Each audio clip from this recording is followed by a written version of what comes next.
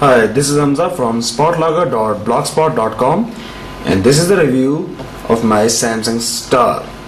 At first glance, it looks a lot like Samsung Omnia, but in reality, it's much lighter and smaller than the Omnia, and of course, it does not have the Windows Mobile features.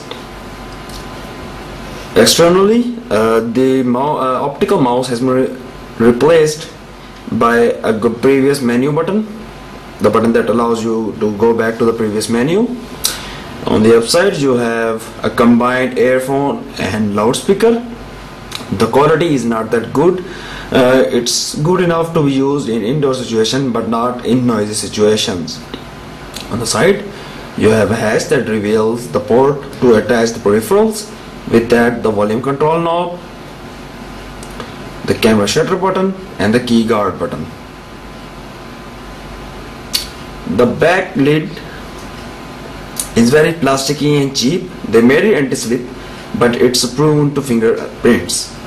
And on the back you have a 3.2 megapixel camera, which isn't autofocus. At the front you have a large screen, but sadly that screen doesn't perform well in direct sunlight. In fact, you can't even see a word in direct sunlight if you have a darker wallpaper on, because the screen is soft, and that means the light doesn't enter or touch the screen uniformly. In other words, the screen is pretty much useless in direct sunlight. That's that for the outside features. Let's move in. You can unlock the keyboard by giving it the secret code or by holding down the keyguard button. It's a Samsung phone, so it has touch and drag system just like from the Omnia, and it has gadgets as well. Gadgets are small icon. When you drag them to the screen, they become a working button. So whenever I push this button, I'll be in my inbox. But you see, they take a lot of space on the screen. So Samsung has given us 3 screens. On this one, I have the calendar, and this one's empty, and I can use any software. Well, not completely, but as for the button, but there are some widgets that give you some control without going into the main menu, like the music control. You can play the song,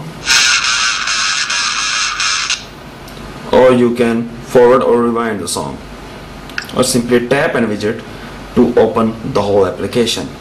Now, as you can see, everything is very big and clear on the screen, so you don't need a stylus to operate it. The whole system is thumb friendly, apart from the few features. Let me just show you.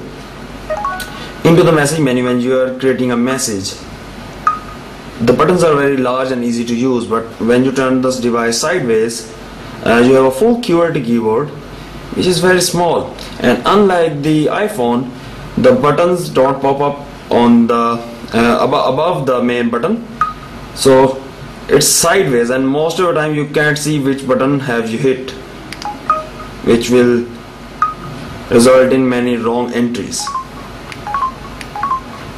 The menu is very thumb friendly, very big icons.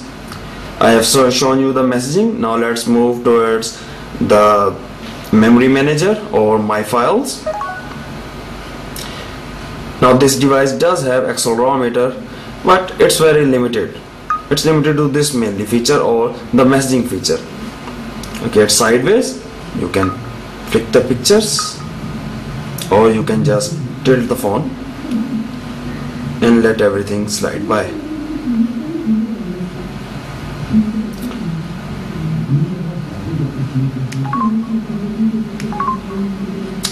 Sadly, the videos don't slide by, but you can play them and even play them in landscape mode as well.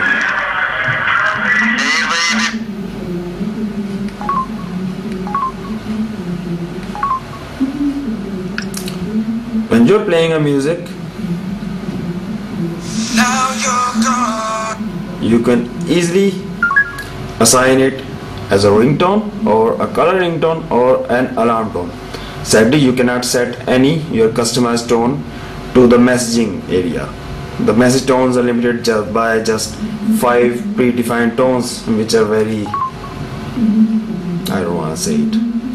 You can also send a song via message, via email, or by Bluetooth. By the way, that message means multimedia message, MMS.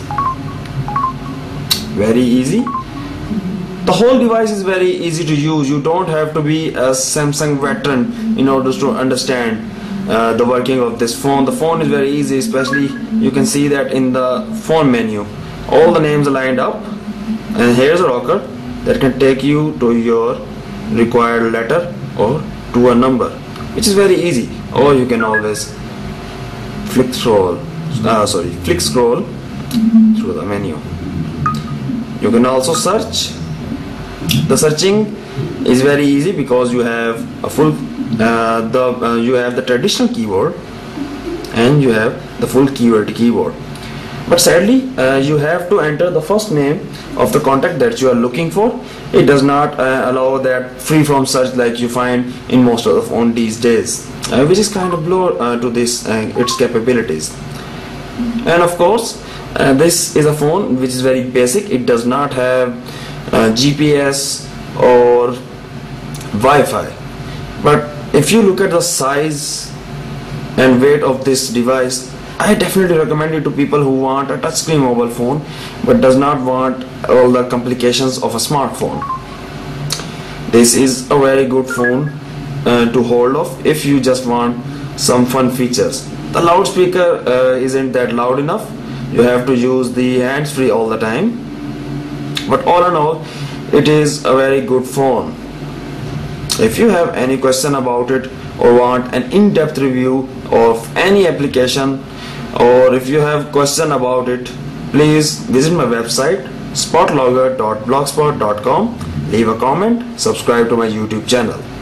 Thank you very much. This is Hamza from spotlogger.blogspot.com. Thank you for listening.